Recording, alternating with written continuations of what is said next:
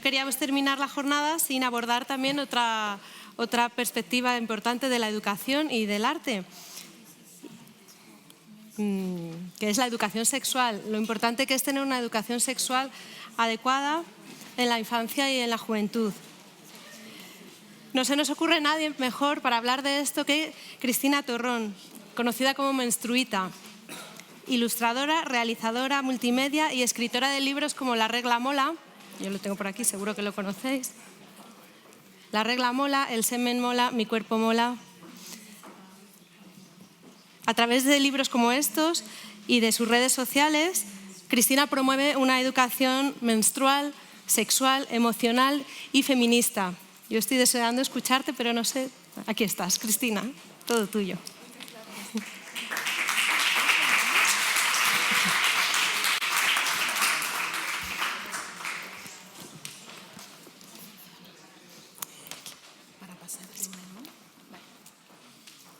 Bueno, hola a todos. En primer lugar, daros las gracias por haberme invitado a Cultura en Vena y al Museo Thyssen. Yo soy Cristina Torrón, como me han presentado, pues bueno, soy ilustradora, escritora, realizadora multimedia y actualmente dirijo el proyecto de educación sexual Menstruita.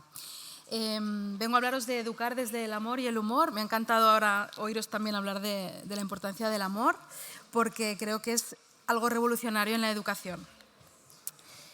Bueno, la salud de los niños cuando son pequeños básicamente depende de los padres y de su entorno, depende de las decisiones que tomen los adultos que tienen a su alrededor. Es como plantar una semilla, necesitas una buena tierra, pero también necesitas sol, que te rieguen y que te canten alguna canción de vez en cuando. Cuando los niños crecemos, además del entorno, nuestra salud depende fundamentalmente de la educación y de la información que hayamos recibido cuando éramos pequeños. Si hemos tenido buenas dosis de sol y de agua y con un poco de suerte si nos ha encantado alguna cancioncilla. Hablar con los niños de alimentación, de higiene, de deporte, incluso de emociones, es relativamente fácil.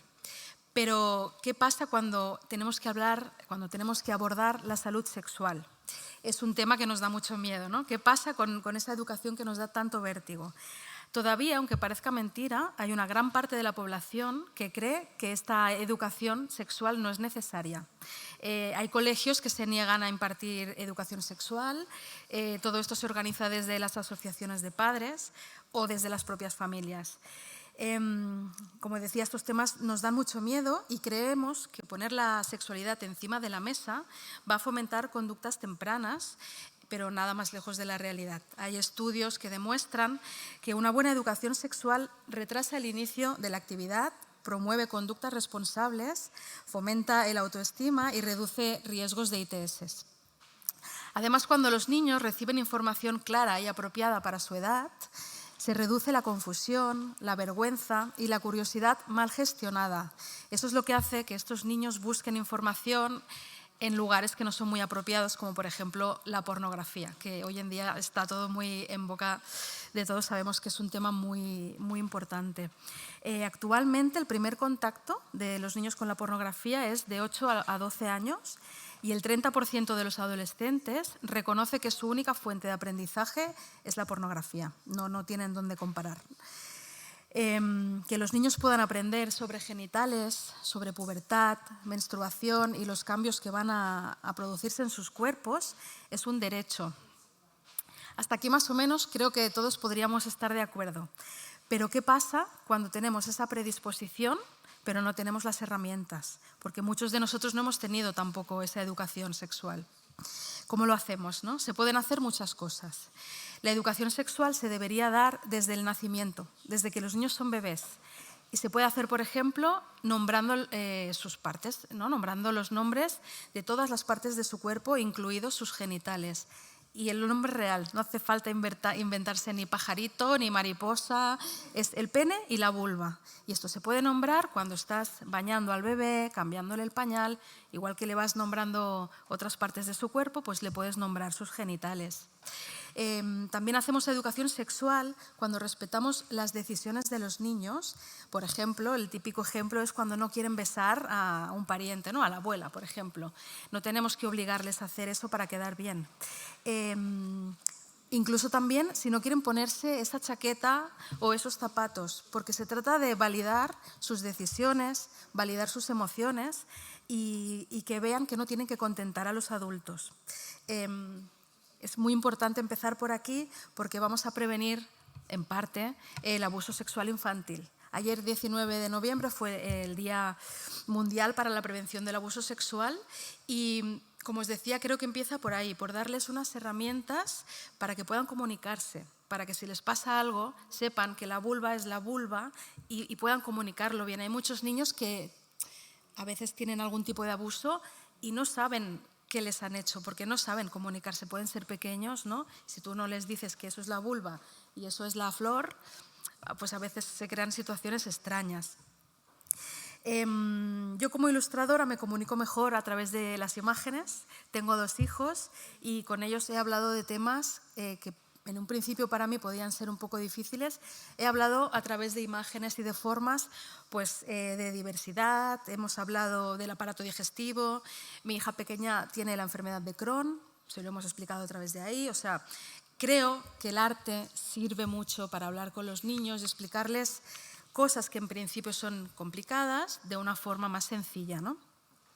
Un día les dibujé un útero, les expliqué la menstruación, les expliqué el embarazo y me di cuenta, al ponerlo en común con mis amigas o con las otras mamás del colegio, que falta este tipo de herramientas, ¿no? Hay mamás que quieren explicar y no saben cómo hacerlo. Entonces pensé que podría compartir mis dibujos y me creé un perfil en Instagram que se llama Menstruita. Con mi hermana, que es Marta Torrón y es fisiosexóloga, que quizá alguien de aquí la conoce, empezamos a crear contenidos hablando del clítoris, hablando de higiene, cosas muy básicas. Pero el perfil de repente se hizo viral.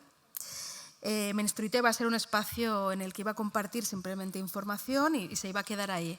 Pero me llamaron de editoriales, padres me pedían formaciones, entonces vimos que realmente era algo que hacía mucha falta. Actualmente, Menstruita lleva realizados 4 congresos virtuales con más de 70.000 asistentes de todo el mundo. Estamos a punto de lanzar una escuela virtual también de cursos para familias. El primer curso va a ser sobre la menstruación, lo impartirá Laura Ferrer, pero bueno, esto ya lo explicaremos más adelante en nuestras redes. Y actualmente tenemos una colección editorial de 7 títulos y que se ha traducido a 9 idiomas. Está en 22 países y hemos vendido más de 150.000 ejemplares. Creo que esto demuestra el interés que hay por aprender, también porque los adultos queremos aprender para poder luego trasladarlo a los niños, ¿no? El éxito de este proyecto, pues creo que reside en que está basado en evidencia científica, está escrito por profesionales, pero está tratado de una forma, como os decía antes, con mucho amor y con humor. Está hecho de una forma para que los niños se enganchen a los dibujos y para que los padres puedan hacer incluso broma cuando están viendo los cuentos con ellos. Tenemos la colección, el primer libro que sacamos es el de La regla mola, que forma parte de esa colección de 8 años, ¿no? La regla mola, tu cuerpo mola y el semen mola. La regla y el semen hablan de la menarquía y la espermarquía, que es el primer cambio que haces, ¿no? Grande en tu vida, te transformas en una persona fértil. El de tu cuerpo mola enseña a las niñas que la zona de útero y genitales es una zona que está borrada porque no la nombramos y te explica cómo, desde pequeñitas, cómo tenerla en cuenta, cómo sentirla y cómo poder tener una vida mucho más saludable. Después creamos la colección para los más pequeñitos a partir de 4 años, que como os decía, se centra en llamar a las cosas por su nombre y también en explicar cómo se hace un bebé.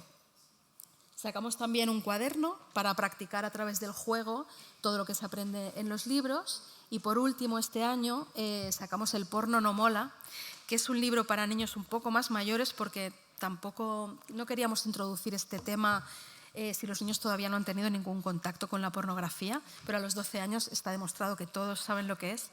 Y estamos muy contentas porque es un libro que ha logrado hacer entender la problemática de este tema sin ningún morbo, sin utilizar ninguna ilustración erótica y está tratado con mucho humor y está yendo muy bien tanto en escuelas como en familias. Como os decía, el miedo se combate con amor este es un tema muy importante que no nos debe dar miedo y que, bueno, que el humor ya sabemos que puede con todo, así que yo os animo a investigar por aquí, tanto si sois profesores como si sois médicos, también en recomendarlo en las consultas. Aparte de nuestras colecciones, hay más libros sobre el tema, no hace falta que sea de menstruita, pero recomendar cuentos a las familias, que es una herramienta que ayuda muchísimo. Y ya está, hasta aquí. Se puede hacer educación sexual y se debe hacer porque es un derecho para todos. Muchas gracias.